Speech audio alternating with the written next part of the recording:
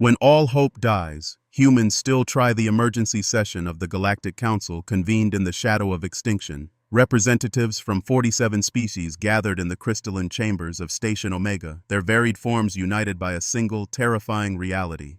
The Void Plague had consumed another system, 3 billion souls, gone in 72 hours. Dr. Elena Vasquez stood at the back of the chamber, her human form dwarfed by the towering Zephyrians and the crystalline bulk of the Carathan delegates.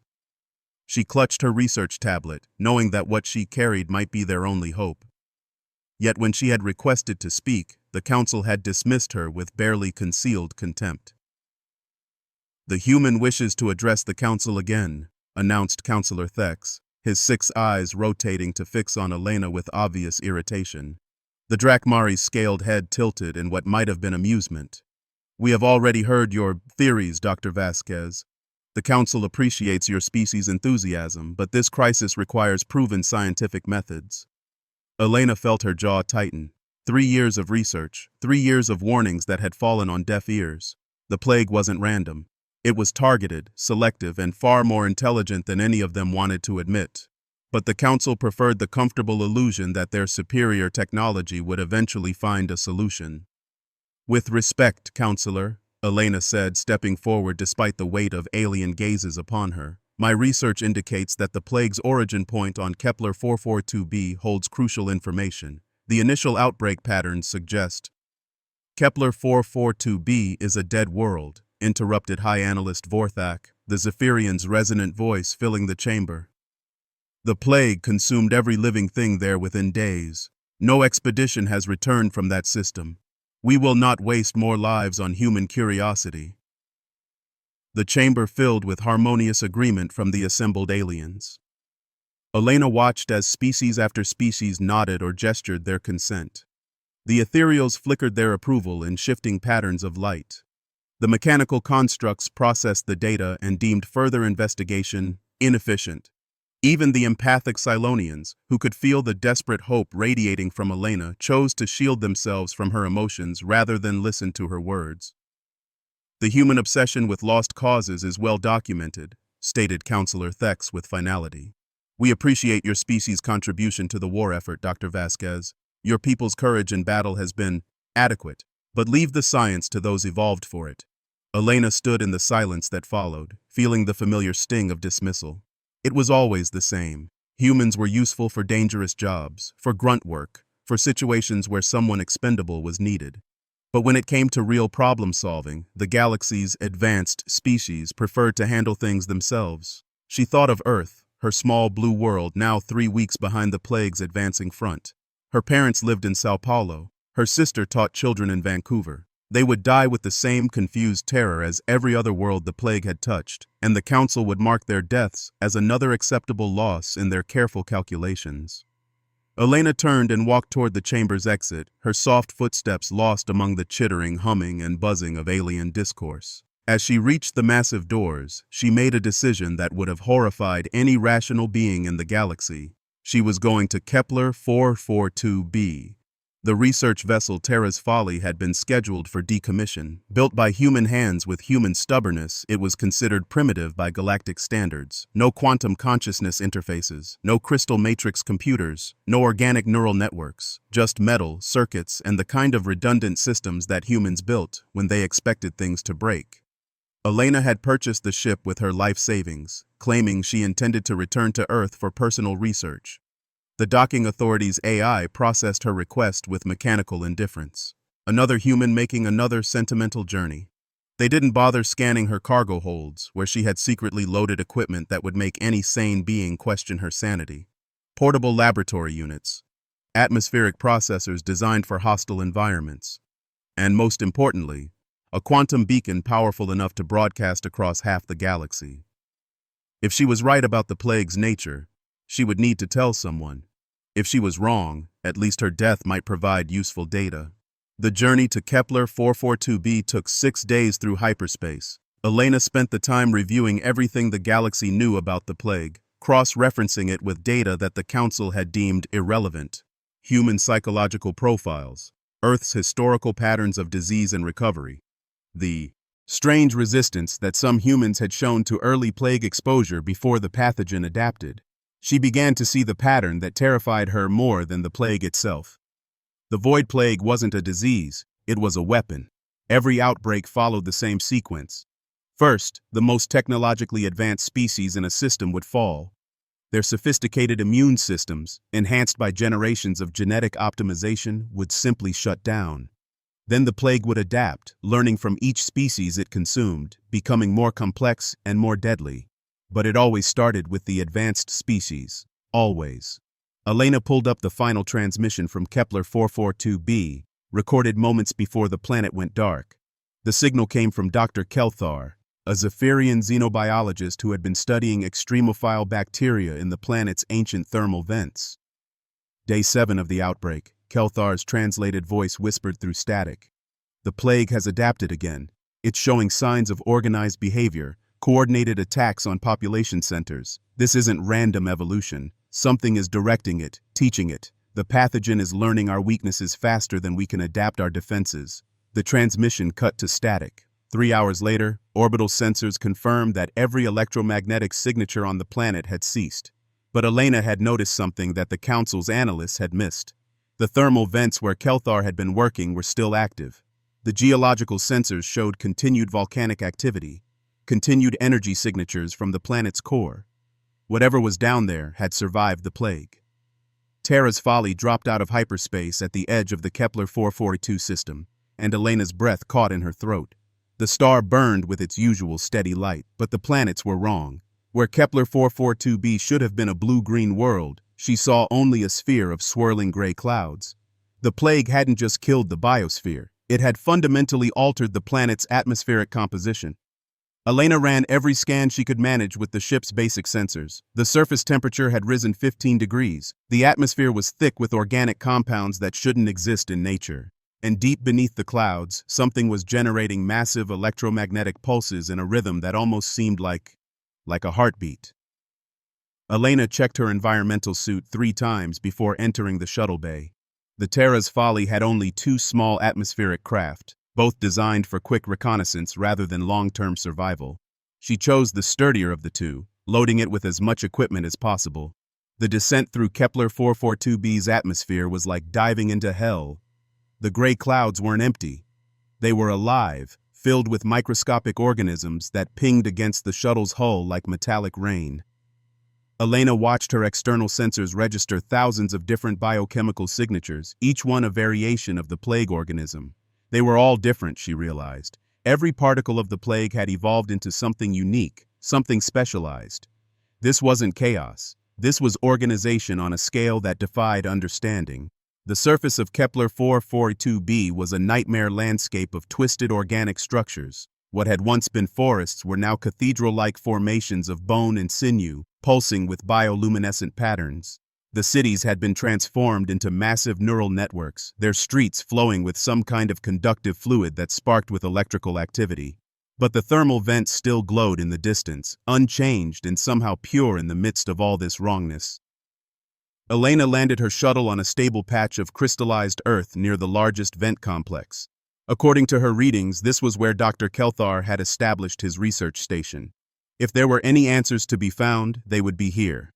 The plague responded to her presence immediately. Tentacles of living matter rose from the ground, reaching toward her with obvious intelligence, but they stopped just short of her environmental suit, as if testing her defenses rather than attacking. Elena activated her portable laboratory units, setting up a defensive perimeter of sterilization fields and electromagnetic barriers. The plague organisms pressed against these barriers with increasing intensity, but they didn't try to break through. They were learning, studying her. As she worked, Elena began to understand the truth that would shake the foundations of galactic civilization. The plague wasn't trying to kill her, it was trying to communicate. And somewhere in the depths of those thermal vents, something ancient and patient was waiting to see if humanity was finally ready to listen. What aliens call madness, humans call innovation. Elena spent her first night on Kepler 442b watching the plague think. That was the only way to describe what she observed. Through her laboratory's sensors, the transformed landscape pulsed with coordinated activity. Bioluminescent patterns raced across the organic structures like synapses firing in a massive brain. The plague wasn't just alive, it was conscious, and it was studying her with the same intensity that she was studying it. Her environmental suit's filters worked overtime to process the planet's altered atmosphere. The air itself was thick with microscopic plague organisms, each one a tiny probe gathering information about this strange new visitor. Elena's instruments detected thousands of different chemical signals being passed between the organisms, a complex language that made human speech seem primitive by comparison. But there was something else. Something that made Elena's pulse quicken with a mixture of terror and excitement. The plague was afraid. Not of her specifically, but of what she represented. Elena's analysis of the electromagnetic patterns showed stress responses whenever her equipment scanned the deeper structures. The plague was hiding something, protecting something that it considered vital to its survival. Elena activated her quantum beacon and sent her first report back to the galaxy. She kept it simple, knowing that anything too complex would be dismissed as hysteria. Plague is not random pathogen, showing signs of organized intelligence, continuing investigation. The response came 12 hours later from the Galactic Council's automated systems. Dr. Vasquez, you are ordered to return immediately. Your research vessel is operating without proper authorization. Remain at safe distance from planet surface. Elena deleted the message and kept working. She had identified the source of the plague's electromagnetic heartbeat. It was coming from the thermal vents, from chambers carved deep into the planet's crust. According to her scans, these chambers had been artificially expanded, transformed into something that resembled a massive laboratory. Dr. Kelthar's research station lay in ruins at the edge of the vent complex, its metal structures partially consumed by the plague's organic growth. But Elena could see that the consumption had been selective. Certain pieces of equipment remained untouched, preserved with almost reverential care. Elena suited up and ventured outside her defensive perimeter for the first time. The plague organisms pressed close but didn't attack. Instead, they seemed to guide her, creating clear pathways toward the ruined research station. Among Kelthar's equipment, Elena found the Zephyrian's final notes. They had been preserved in a crystalline storage matrix that the plague had somehow learned to activate. Kelthar's translated voice spoke from beyond death. The plague is not what we thought. I was wrong. We were all wrong. It's not destroying consciousness. It's preserving it. Every being it consumes becomes part of something larger. I can hear them, Elena. I can hear all of them. They're not dead. They're connected. Elena's hands shook as she processed what she was hearing. Kelthar had discovered something that contradicted everything the galaxy believed about the plague. But before she could access more of his files, her proximity alarms screamed. 3 ships had dropped out of hyperspace. Elena recognized their configurations immediately. Galactic Council enforcement vessels, coming to drag her back to civilization whether she wanted to go or not. Elena watched from the surface as the Council ships took standard containment positions around the planet. Their energy signatures were massive, enough firepower to sterilize an entire world if necessary. But as she monitored their communications, Elena realized they weren't planning to destroy Kepler 442b, they were planning to study it. "This is Enforcement Admiral Corex," came the transmission on the emergency frequency. "Dr. Vasquez, you will cease all research activities immediately. We are prepared to extract you by force if necessary." Elena looked at the plague organisms surrounding her. They had begun to pulse in agitated patterns, and she could feel their distress through the electromagnetic fields they generated. Whatever they were protecting in those thermal vents, they didn't want the Council to find it. "Admiral Corex," Elena responded, "I strongly advise against any aggressive action. The plague is showing defensive behaviors. If you threaten it directly..." "Dr. Vasquez, you are suffering from prolonged exposure to alien pathogens. Your judgment is compromised. Stand by for immediate extraction." Elena watched in horror as the Council ships began charging their weapons. They weren't planning to extract her first. They were planning to clear a landing zone with orbital bombardment, regardless of what it might trigger. The plague's response was immediate and terrifying. The entire surface of the planet erupted in fountains of organic matter, reaching toward the sky like grasping fingers. The orbital structures, things that Elena had mistaken for twisted architecture, revealed themselves to be defensive systems. They launched clouds of plague organisms into space, seeking to board and consume the attacking vessels. But the Council ships were prepared for biological assault. Their shields deflected the plague clouds, and their sterilization beams carved burning swaths through the organic formations. Elena realized she was watching the opening moves of a war that could consume the galaxy, unless she could stop it.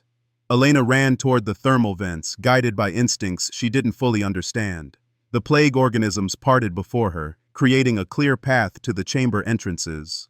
As she descended into the depths of the planet, Elena began to understand what Kelthar had discovered. The thermal vents had been transformed into a vast communication network. The walls were lined with organic interfaces that pulsed with data flows. And at the center of it all was something that made Elena's breath catch in her throat.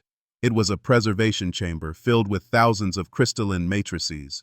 Each matrix contained the consciousness of a being that the plague had consumed. They weren't dead. They were stored, their minds integrated into a collective intelligence that spanned the entire planet. And they were terrified. Elena activated her portable translator and tried to interface with the nearest matrix. The response was overwhelming. A flood of voices speaking in dozens of different languages, all trying to communicate at once, but gradually a single voice emerged from the chaos. Dr. Kelthar himself, his consciousness preserved in crystalline form. "Elena," his voice whispered through her equipment, "you have to understand. The plague isn't our enemy. It's trying to save us from something worse, something that's coming from outside the galaxy." Elena's instruments detected massive energy discharges from the battle raging above. The Council ships were winning, burning away the plague's defenses layer by layer. Soon they would begin landing troops, and everything in these chambers would be destroyed in the name of galactic security. "What's coming?" Elena asked. "What is the plague trying to save us from?" Kelthar's consciousness pulsed with urgency. "The Devourers. They consume entire galaxies, leaving nothing but empty space. The plague is an immune system, a defense mechanism created by a previous civilization. It preserves consciousness before the Devourers arrive, keeping it safe until they pass." Elena felt the weight of cosmic horror settling on her shoulders. The Void Plague wasn't trying to destroy civilization. It was trying to save it, in the only way it knew how. But the galaxy saw only death and fought back with everything it had. Elena had to make a choice. She could try to communicate with the Council ships, try to explain what she had learned, but she knew they wouldn't listen. The evidence was too strange, too threatening to their understanding of reality. Or she could do something that every rational being in the galaxy would consider insane. Elena began modifying her quantum beacon, preparing to broadcast not just a message but her own consciousness. If the plague was right, if the Devourers were coming, then the galaxy needed to understand the truth before it was too late. She started the upload process, feeling her awareness expand as the beacon connected with the planet's communication network. Through the plague's senses, she could perceive the entire star system.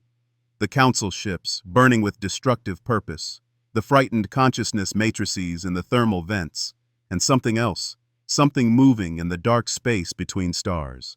The Devourers were coming, and humanity's stubborn refusal to accept impossible truths might be the only thing that could save them all. They thought humans were the weakest species. Elena's consciousness exploded across the galactic communication network with the force of a stellar collision. The quantum beacon, modified with plague biotechnology, didn't just broadcast her message, it broadcast her entire being, her memories, her emotions, her desperate human need to make others understand the truth. Every communication array in the galaxy screamed with her signal. On thousands of worlds, beings paused in their daily lives as Elena's experiences flooded their awareness. The Council chambers on Station Omega filled with the sound of her voice speaking in every known language simultaneously. But it was the humans who responded first.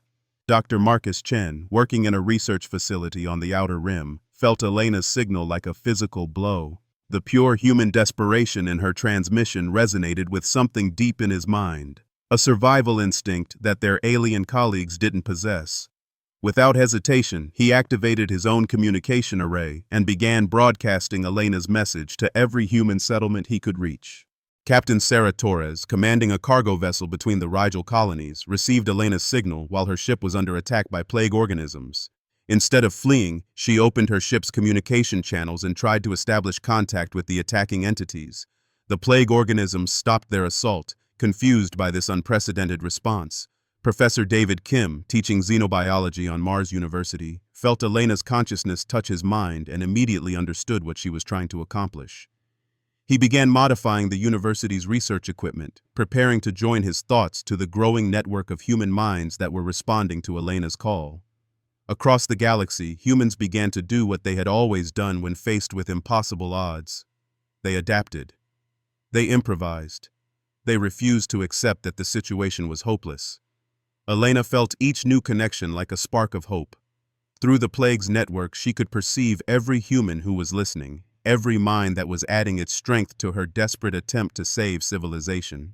They were scattered across hundreds of worlds, but their response was unified in a way that no alien species could match. Because humans had always been the outsiders. They had never been fully accepted by the galactic community, never been considered truly civilized by the ancient races. But that exclusion had taught them something vital: how to think independently, how to question authority, and how to trust their own judgment even when everyone else called them wrong. The Galactic Council was in chaos. Elena's signal had disrupted their carefully ordered society, forcing them to confront truths they weren't equipped to handle. The plague wasn't their enemy. The real threat was coming from the void between galaxies, and it was already closer than they had imagined. Admiral Corex's enforcement fleet hung in space around Kepler 442b, their weapons powered but their crews paralyzed by confusion. The plague had stopped attacking them, its organic defenses withdrawing to defensive positions. Through her expanded awareness, Elena could feel the Admiral's bewilderment as his tactical computers tried to process a situation they had never been programmed to handle. "Admiral," Elena's voice spoke directly into his command center through the ship's communication systems. "The beings you're trying to destroy are trying to save you. The plague is a preservation system created by a civilization that faced the same threat we're facing now." Corex's 6 arms gestured in patterns of negation. "Impossible. Our analysis indicates." "Your analysis is based on the assumption that organic consciousness and mechanical intelligence are separate things," Elena interrupted. "The plague doesn't make that distinction. It preserves both equally because it understands that diversity is strength." Through the network, Elena showed the Admiral what she had learned in the thermal vents. The crystalline matrices weren't prisons. They were lifeboats, designed to carry consciousness through the dark time when the Devourers stripped galaxies bare of life. The plague consumed bodies not to destroy them, but to preserve them in a form that the Devourers couldn't detect. But the Admiral's mind was too rigid, too bound by the Council's doctrine to accept such a radical truth. Elena felt his consciousness recoil from her touch, protecting itself behind barriers of logic and protocol. It was Dr. Kelther who provided the breakthrough. His preserved consciousness, speaking through the plague network, reached out to Admiral Corex with the desperate urgency of the dead trying to save the living. "Corex, my old friend," Kelthar's voice whispered through the ship's speakers, "I know how this sounds. I know it contradicts everything we believe, but I've seen what's coming. The darkness between galaxies isn't empty. It's full of things that consume light itself." Elena felt the Admiral's mental barriers crack. Kelthar had been his mentor, the being who had taught him to think logically, to trust in scientific method. If Kelthar said the plague was trying to save them, one by one the Council ships powered down their weapons, not because they believed, but because doubt had been planted in their minds. And doubt was enough to buy Elena the time she needed. The human network was growing. Isolated research stations, colonial settlements, merchant vessels, every human within range of the quantum signal was joining their consciousness to Elena's desperate broadcast. They brought their memories, their experiences, their uniquely human perspective on survival against impossible odds. And through their combined awareness, Elena began to see the true scope of the threat. The Devourers weren't coming. They were already here. Hidden in the dark matter between stars, vast entities moved with purpose that spanned eons. They had been watching the galaxy for millennia, waiting for the right moment to begin their harvest. The plague's appearance wasn't random. It was a response to detecting the Devourer's advanced scouts. Elena's expanded consciousness reached out through the quantum network, touching the minds of beings across the galaxy. But it was the humans who truly understood what she was showing them. They had evolved on a world where extinction was always one catastrophe away. They had survived ice ages, asteroid impacts, plagues, wars, and their own stupidity. They knew how to endure when everything seemed hopeless. Dr. Chen, working frantically in his laboratory, made the breakthrough that Elena had been hoping for. Using human emotional patterns as a template, he created a quantum resonance frequency that could disrupt the Devourer's dark matter camouflage. If they could broadcast this frequency across the galaxy, they could force the ancient predators into visible space where they could be fought. But the transmission would require something that no alien technology could provide. It needed the quantum signature of human consciousness itself, the chaotic creativity that made humans so unpredictable and so dangerous. Elena felt the moment when understanding spread through the human network. They knew what she was asking. They knew that broadcasting their consciousness across the galaxy might destroy their individual identities, merging them into something larger and unknown. But they also knew that it might be the only way to save everything they loved. Captain Torres was the first to volunteer, then Professor Kim, then hundreds of others, their voices joining Elena's in a chorus of determination that resonated through space itself. The Plague Network amplified their signal, adding its own vast intelligence to their efforts. Every consciousness that had been preserved in the crystalline matrices joined the broadcast, creating a transmission of unimaginable complexity and power. The effect was immediate and devastating. Across the galaxy, massive shapes materialized in the void as the quantum resonance stripped away their dark matter concealment. The Devourers were revealed as beings of impossible scale, each one larger than a star system, their forms twisted into shapes that hurt to perceive directly. But they were no longer invisible, no longer able to strike from hiding. The galaxy's response was swift and decisive. Every species, every faction, every military force that had been fighting amongst themselves suddenly faced a common enemy that dwarfed all their petty conflicts. The Council's enforcement fleets, the Plague's organic defenses, even the ancient automated guardians that had slumbered for millennia, all turned their weapons toward the emerging threat. Elena felt the battle rage across dozens of star systems as her consciousness rode the quantum network. The Devourers were powerful beyond imagination, but they had grown complacent after eons of easy feeding. They weren't prepared for organized resistance, for prey that fought back with the fury of the desperate. And they especially weren't prepared for humans. Where other species followed tactical doctrine and logical battle plans, humans improvised. They rammed damaged ships into devourer-feeding tentacles. They used mining equipment as weapons. They turned entire asteroids into kinetic projectiles. They fought with a creativity born of evolution on a world where only the adaptable survived. The turning point came when Captain Torres, her cargo vessel transformed into a quantum resonance transmitter, flew directly into a Devourer's maw and detonated her ship's core. The explosion, amplified by human consciousness and plague biotechnology, created a feedback loop that tore the ancient predator apart from within. Across the galaxy, other humans followed her example, not because they were ordered to, but because they understood what was at stake. They were the species that everyone else considered primitive, underdeveloped, too stubborn to know when they were beaten, and that stubbornness became their greatest weapon. The battle lasted 3 days. When it ended, the Devourers were either destroyed or driven back into the void between galaxies. The galaxy was safe, but forever changed. Elena found herself back in her body on Kepler 442b, surrounded by plague organisms that no longer seemed threatening.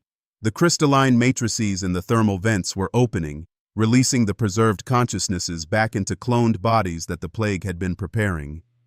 Dr. Kelthar stepped out of his new form and embraced Elena with tears streaming down his face. The Galactic Council formally apologized to humanity. They offered membership in the highest circles of government, access to advanced technology, and respect as equals among the galaxy's elite species. Elena declined on behalf of her species. "We appreciate the offer," she told the assembled delegates, "but we've learned something from this experience. The galaxy doesn't need another species that thinks the same way as everyone else. It needs beings who are willing to question everything, to see possibilities where others see only problems." "What are you saying?" asked Counselor Thex, his multiple eyes blinking in confusion. Elena smiled, feeling the warm presence of human consciousness still echoing through the quantum network. "We're saying that someone needs to keep exploring the impossible. Someone needs to be ready for the next crisis that your logic can't solve. And humans have always been good at jobs that no one else wants." As the Council ships departed, Elena remained on Kepler 442b to help the plague complete its transformation. The planet became a monument to cooperation between species, a living library where consciousness could be preserved and shared across the vast distances of space. And in the years that followed, when the galaxy faced new impossible challenges, they knew who to call: the stubborn, illogical, impossibly brave species that refused to accept that any problem was truly unsolvable. The humans, the ones who turned their weaknesses into strengths and made the impossible seem routine, the ones who had saved them all.